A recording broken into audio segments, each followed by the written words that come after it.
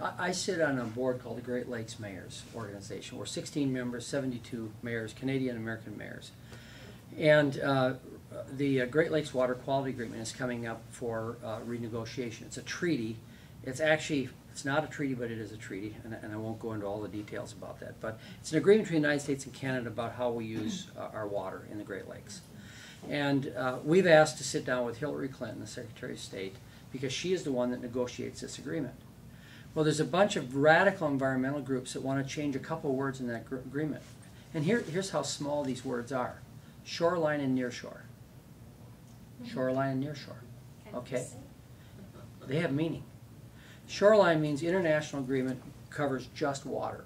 How we will use the water in the Great Lakes amongst the states and provinces that inhabit that water. Nearshore says they not only govern by international treaty, your water line, but your shoreline. And then they'll negotiate. They might start out with the first 5 feet. Critical habitat. And then next time it's negotiated, they may go 200 feet. I was in a meeting in Chicago in which a powerful Great Lakes group got up and said they wanted control in this treaty of 200 feet along all shoreline in the Great Lakes and the St. Lawrence. You know how many private property owners there are along those shorelines? And you have by international treaty telling you what to do with your property.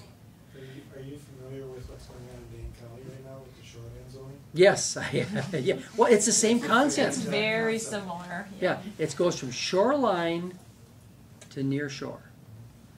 And what they want to do is they want to go on private property and regulate how you use private. And by the way, DNR is already doing this. But they want to now establish this through international treaty. I think Dane County is pushing for 1,000 feet. 1,000 feet shoreland. So even if you've got a retention pond in a Yes. landlocked area, 1,000 feet within a retention pond, you've got problems. Yes. By the way, the environmentalists, the radical environmentalists, want to depopulate all shoreline. That's correct. That is, they've stated it. They've been unequivocal about it.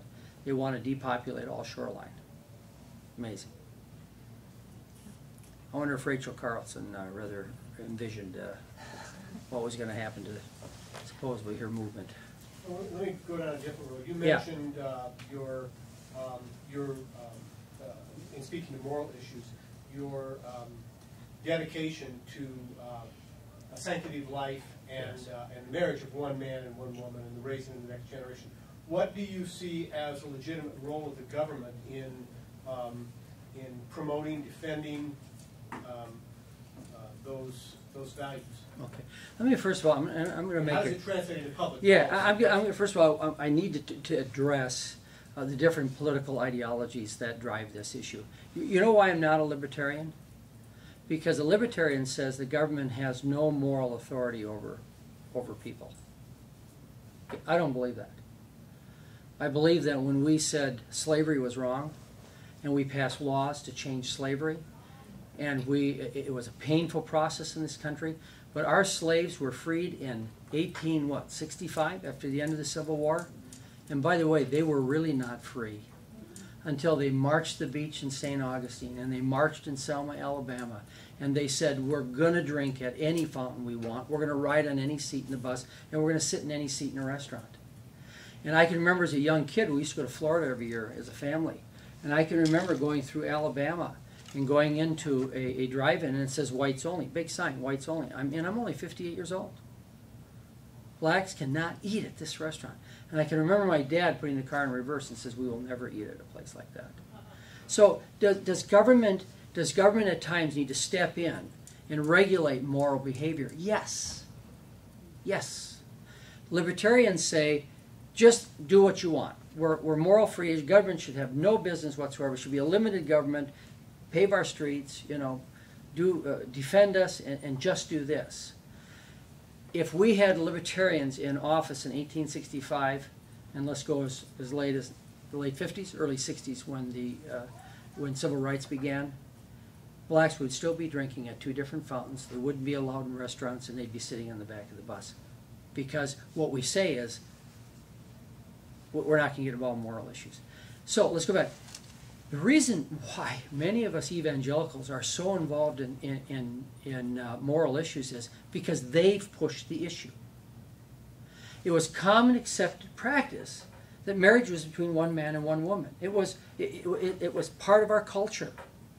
And who challenged that? Not us. We didn't challenge it. We didn't raise the issue. They did. Governor Doyle raised the issue in a budget, of all places, you know, to give domestic partnership health insurance at the university, or to have a near-like marriage legal agreement between other than one man and one woman. And so they're the ones that push the agenda on us, and so we're pushing back. And I think we have every right to push back. I believe we have every right. And listen, I've had people come up to me and shove their finger in my chest saying, you have no right. You just, that's what I hate about you conservative Republicans. Why don't you just stick to the fiscal issues? Why don't you worry about debt and the growth of government and all that? And stay away from the attack on life. Well, I don't think we can do it that way. Honestly, we can. A child in the womb of a mother has every right as the mother. Absolute every right. An independent right, by the way. And so if we choose in this culture who lives and who dies, that to me becomes a moral issue, and that's why it becomes such a driving factor in politics today. By the way, we're not pushing the issue. They are. Okay, I'm not sure that answers the question. Maybe I can clarify better. The question that I asked is, how do you propose to manifest that position in public policy? I mean, what public policy changes would you advocate to implement your views about sanctity of yes. life, about marriage? Yeah. Well, first of all, we need to repeal Governor Doyle's domestic registry and partnership. We need to repeal financing domestic partnerships for health care. We need to quit funding Planned Parenthood. And there's a number of things, and we can advocate for those things. I advocate for these things as mayor of the city of Superior, by the groups that I associate with and the people that I speak with. I shared the stage with Star Parker. I don't know if you know who Star Parker is. Mm-hmm. Her and I spoke in Duluth together. And just a funny aside, I was with her, and then I was in D.C. on some business. And wouldn't you know, I was 3 doors away from her, and I didn't know it, because I'd run in and she says, I understand you're in D.C. I says, yeah.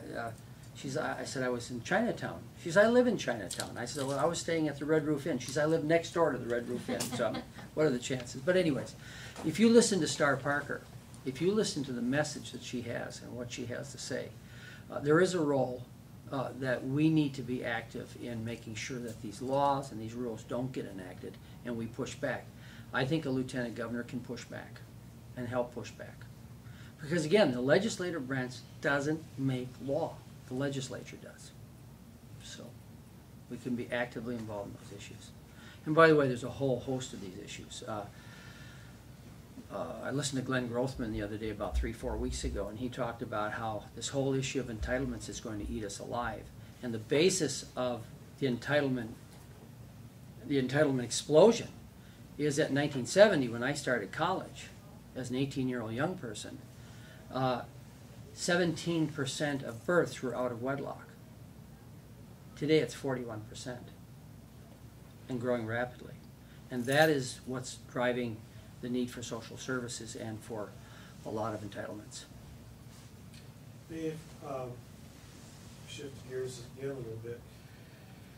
With a lot of the issues that are taking place in the national scene, the healthcare and potential other regulations that are going to be forced upon us, what can a lieutenant governor do, or what could you do as a lieutenant governor to reinforce states' authority or power, and try to take back some of the control the federal government seems to be taking away from the states?